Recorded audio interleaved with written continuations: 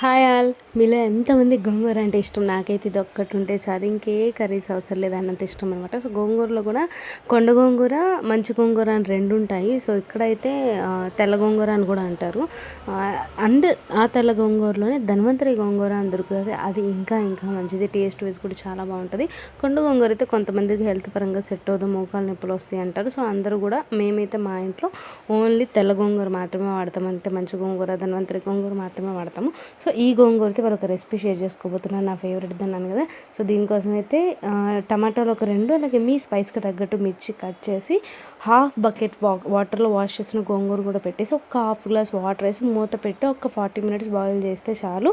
ఆ తర్వాత రాళ్ళు వేసేసుకొని రోట్లో దంచుకోవచ్చు అవైలబుల్ ఉన్నోళ్ళు, బట్ పప్పు గుత్తితో కూడా స్మాష్ అయిపోతుంది. మిక్సీ అయితే వద్దని అసలు బాగోదు.